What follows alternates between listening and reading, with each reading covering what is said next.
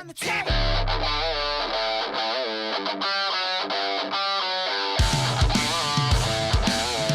Hey guys, this video is a little delayed, and by a little I mean over 6 months, but I didn't have a channel at that time. I slacked off on my Instagram. I didn't post my top 10 movies of 2018. And I just feel like I want to show what I loved last year off. And I want to give a little spotlight to those movies that I loved more than the others. And I watched 90 new release movies last year. Didn't quite hit that 100. I have probably 10 more that I haven't seen from last year that I have to watch. But there's only so much time in the day, so much free time, and so much time to watch some movies. But I'm going to give you only five honorable mentions, and then we're going to get into my top 10. So I own all 5 of my honorable mentions, and I've watched them both at home and in theaters. I've seen all of these movies in theaters when they were out. And my 15 spot, or my 5th honorable mention, would be Bumblebee. What I thought was such a breath of fresh air when it came to the franchise of the Transformers. Haley Steinfeld does an excellent job, as well as all the rest of the characters. I don't know the kid's name. It doesn't say. I'm not gonna sit here and waste time, but her friend that she makes, great job. He was in Brigsby Bear as well, what was one of my favorites of 2017. And John Cena, surprisingly, with a great comedic role. 14, Mission Impossible Fallout. Probably the best action movie. That's a lie, because I have an action movie in my top 10. But one of the best action movies of the last 10 years, if not longer. Such fun suspense. Tom Cruise is amazing. The way he does all his own stunts. And I bought the 4K Steelbook, what I love. But Mission Impossible, they can go another 5 movies and I wouldn't care. Fast and Furious, not so much. Maybe it's time to put it to rest. On the more dramatic side, because we had 2 action movies, Can You Ever Forgive Me, with, surprisingly, Melissa McCarthy in my opinion, her best role. Bridesmaids close, though. She's great in Bridesmaids. That put her on the map, but then she started doing a bunch of crap. Let's be honest, a bunch of crap.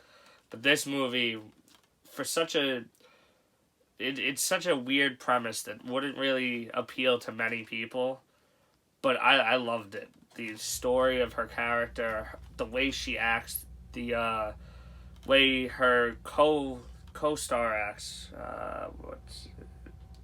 Richard E. Grant? Yeah. Richard E. Grant, the way he acted, it was such a not fun movie, but such a well done, dramatic role for an actor that should do way more of those. Another of the blockbuster style, what a lot of people hated, and I still haven't seen Rocketman, but Bohemian Rhapsody. What? I don't care. Hate me. I loved this movie. It was so fun and such a great theater experience. I saw this in IMAX, what was just amazing. The Live Aid scene alone deserves all the recognition that this movie is getting. That scene is so perfect and heartfelt that I don't care about the flaws in the movie. Yes, it's flawed, but I had a great time watching it. I had a fun time. It just pushed Queen right back into my head, because I love Queen. Everyone loves Queen. No one hates Queen. But I haven't listened to Queen in years. And then after watching this, that's all I could listen to. All I can hear in my head was Queen, all their great hits. Last for the honorable mentions, one of the most beautiful movies this year when it comes to cinematography and stories. If Beale Street Could Talk. It was just there was heartbreak, there was emotion, love, and it was beautiful the way it was done, beautifully acted, beautifully directed. This is like one of a perfect movie for me. I just can't see myself rewatching it all the time. but Barry Jenkins did a great job on it. Regina King, well deserved. I'm pretty sure she won the Oscar and she deserved it. Even that, we'll get into a movie that I thought should have had that category. But love this movie. Absolutely love this movie. And if you haven't seen it, please check it out. It deserves to be watched over and over and over again. Now, we're going to get into my top 10. What, for some people, this is going to be a little controversial. I think I have a pretty solid top 10, though. So, with my honorable mentions out of the way, it's time to get into my top 10 with number 10, Avengers Infinity War. It lived up to the hype. The only thing I have to say that's somewhat a negative for this film, with Endgame coming out this year, the ending doesn't stick as well as I wish it did. But regardless, this movie is such a great culmination of 20 movies or 18, whatever it was at the time, 10 years of films connecting. Never gonna see something top this, in my opinion. This MCU, that's gonna be the greatest franchise of all time.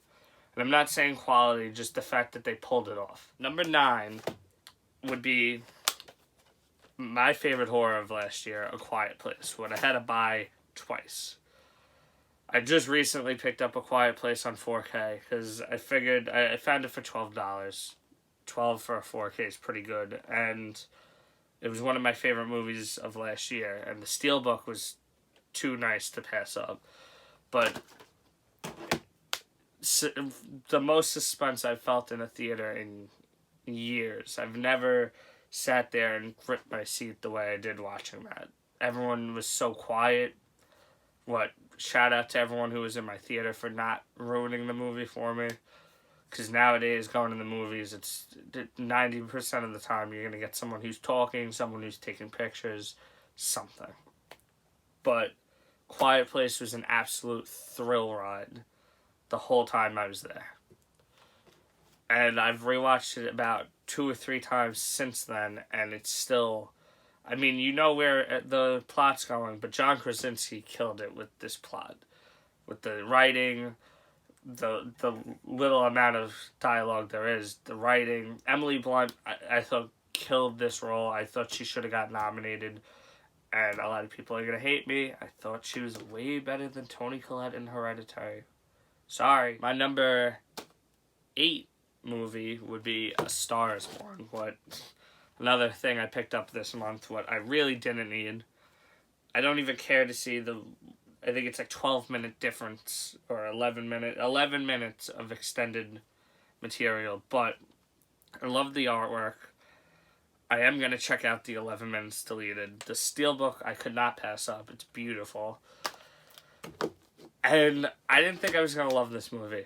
All the hype, all the people saying it was going to be so good and blah, blah, blah. But Bradley Cooper, on all levels, directing, acting, same with The Quiet Place, how John Krasinski was in it, writing, all that.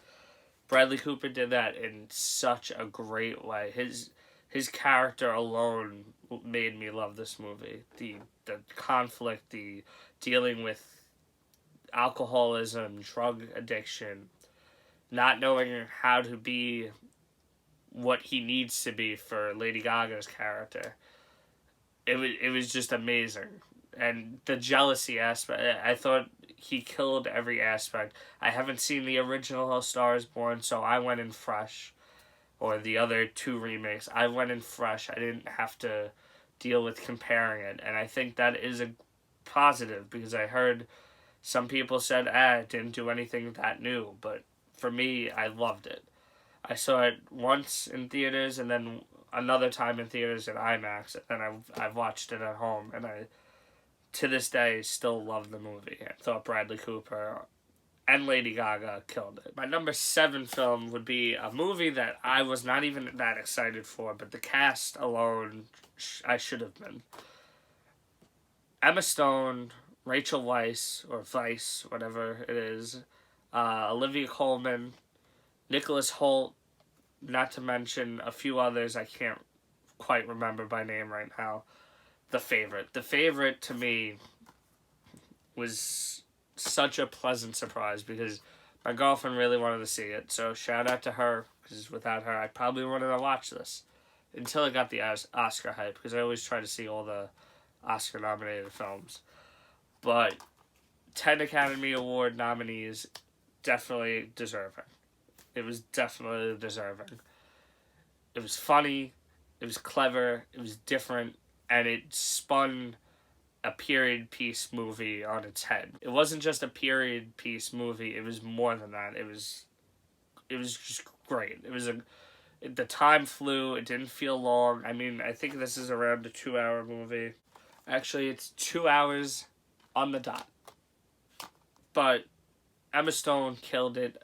Rachel Weisz, to me, killed it even more. And Olivia Colman was great too. And she ended up winning the Oscar, what I don't agree with. But I don't hate. Like I said, I thought they all killed their roles and did great in this movie. My number 6 film, Spider-Man Into the Spider-Verse. When the trailers came out for this, I didn't think it was going to do great. When I found out it was Miles Morales, I'm a Peter Parker guy myself. I've grown up on Peter Parker, so can't really blame me. I didn't read comics, just movie reference was mine. And Tom Holland, Tobey Maguire, and Andrew Garfield were all through my lifetime. But this might be my favorite Spider-Man movie. It was so fun, so funny. The animation style was out of control great. I didn't think it would be. It was so unique and fun. And just the whole Spider-Verse element, they did great. I didn't think I would love it, but like Spider-Pig was funny. He did his role. He didn't overstep. It wasn't like, oh, this guy again. Peter Parker played a role in it. Miles Morales, the Japanese Spider-Girl thing. Gwen Stacy. It was just everything about this movie. I feel like from my top 10, I don't have many, if any, flaws with my movies. And if there are, I don't care. The soundtrack. I'm getting this soundtrack on vinyl. I keep pushing it off, but I might go after I make this video to the mall and grab it. Because the soundtrack was just so perfect for the movie. And you could listen to it at home, in the car, at the gym. I don't go to the gym, as you can tell. It was a soundtrack that you could use outside of the movie and still love every song. My number 5, a movie that I feel like is maybe a little under talked about, and that would be Upgrade. Probably my favorite. I consider it an action movie of last year. Most people put it in the horror category. I don't quite see that. Maybe a sci-fi. It's definitely sci-fi action. Horror, not so much. But Logan Marshall Green, wow. Like, his performance in Upgrade. If you go on my Instagram, a few months ago I did a, my own form of the Oscars. The KMV Cinemas Oscars, or awards. And I put him in my 5 nominees for Best Actor, because I feel like his performance, his body performance, not even just what he says, was amazing. Like, watch this and then watch Venom, and yes, I know I'm saying that because they look alike, but this is what Venom should have been. Venom I enjoyed, and don't hate on me. I didn't think it was bad. I didn't hate it. But this is what Venom should have been. That's all I'm saying. Number 4, a movie that floored me. I didn't think I would love it the way I did. I thought it was going to be a little bit using political, opinions against people and using that as the drawing point. Well, yes, there is a lot of political stances, but it's done so well, and it's not shoved down your throat in a way that it's offensive to people who disagree. It is Blindspotting, a movie that was funny, empowering, powerful, and just, it showed, to me, it showed that you put yourself in situations and you have the choices to make. to do the right thing and do the wrong thing. And the people you're around affect your choices in life. And I think that's the moral of this movie, along with some racial police stuff that I'm not going to get into because I don't want to be political on this channel. I'm here for film and fun more so. But the political aspect of this was handled so good. It wasn't handled in a you're wrong if you don't agree with this way. It was just showing a different side of the story. And I thought it was done in a great way. I thought Daveed Diggs did a great performance. And Rafael Casal, who's another one I thought got snubbed at the Oscars. This should have been nominated for Best Picture. Not saying it should have won. It should have been nominated. And that's not even just me being biased. That's me saying, as a film, it deserved it. Another film that should have been nominated, and this is me more so being biased, because a lot of people hated this movie, disliked this movie, thought it was too long, or thought it wasn't anything special. Me, personally, I love, not so much science, but I love history. And this shows the history of the moon landing. More so the story of the man who first landed on the moon himself, Neil Armstrong. Was it a little long? 2.5 hours? Yeah. Was it amazing in IMAX? Yes. Should more people have seen this in theater? Yes.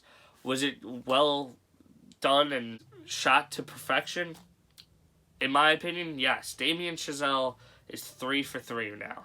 La La Land, what I didn't love the first time I saw it, when I watched it again at home, I fell in love with it. Whiplash, which is one of my favorite movies of all time. If you don't want to know where it ranks, go back on the channel. There's a video, my top 5, along with 2 of my friends' top 5 movies of all time.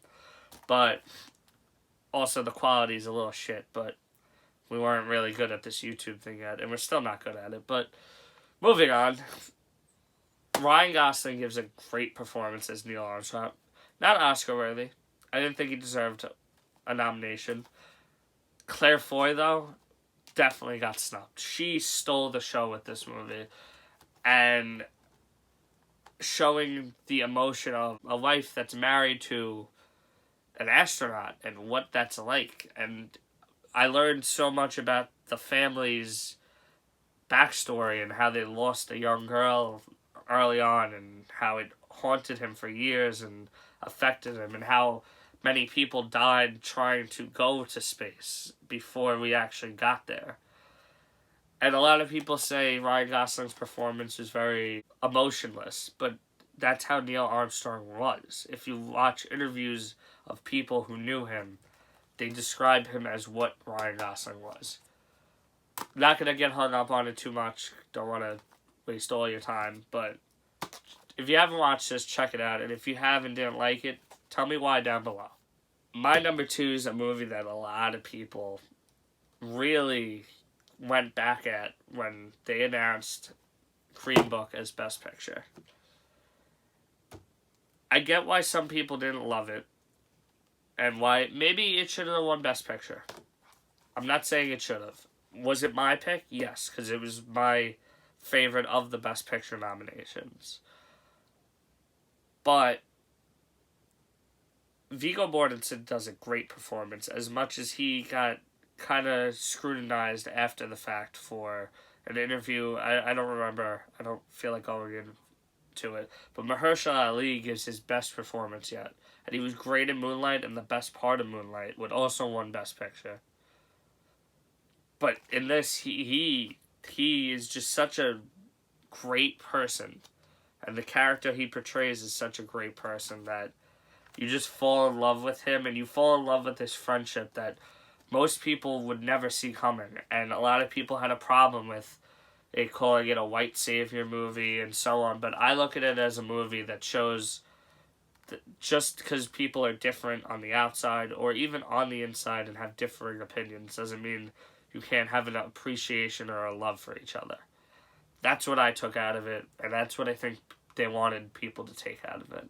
But for me, Green Book on all levels, when it came to heart, emotion, I'm sure during the movie it made me tear up at some point because it was such a great story about an unlikely friendship, and that's all I wanted from it, and that's what I got.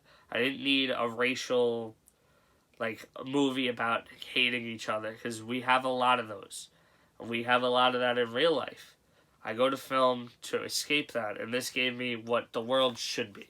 Getting into my number one, coming out of a company that just has taken over my film obsession, that would be A24's mid-90s. Mid-90s to me was such an underappreciated movie. This one, in my opinion, this is a biased opinion, definitely a biased opinion, should have been Oscar nominated. For Jonah Hill to come in and make his first film ever and make it in a format that's not used today as often, except for maybe like the last movie I can remember before this was A24's A Ghost Story, the film in the box, like that. I thought it just, I don't know, it showed a story that was real. It didn't feel phony. The kids in this are kids. They're not just actors acting. They are kids being kids and cursing and skateboarding, what I never did as a kid, but a lot of kids did. And you don't have to be a skateboarder to fall in love with this crew or this group of kids, because we all grew up and had the same personalities in our groups. The one that doesn't care, the one that cares too much, the one that gets joked on more than the others, all of that. You had your nicknames. It was just such a surreal feeling for a movie to capture real life so well. And I'm a 90s kid to a point. Like, I was born in 95.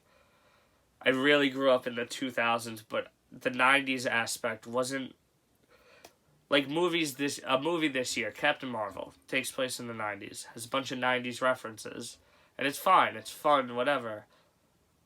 But at the end of the day, it's kind of like in your face. This, it just felt 90s. Like, there were CDs, and there was skateboarding, and no cell phones. You just went to each other's houses. And it hit home for me. Just like it hit home for me. Just like this kid, Sunburn, Sonny Solchak, who does a great performance as this kid, felt like he didn't know what he wanted to be, didn't know who, like, he didn't have friends. And I don't think I was ever that kid. I'm not going to say feel bad for me or anything, but how he picks up skateboarding in order to get noticed by them. And it's just a very, like, real thing that kids do. And even adults do. When you're a kid, you focus on things that other people like. That way, they include you. And that's what happens in this movie. This movie needs to be watched. If you have not seen this movie, it's a straight out of the gate masterpiece from Jonah Hill. That's perfectly said. Directing-wise, great.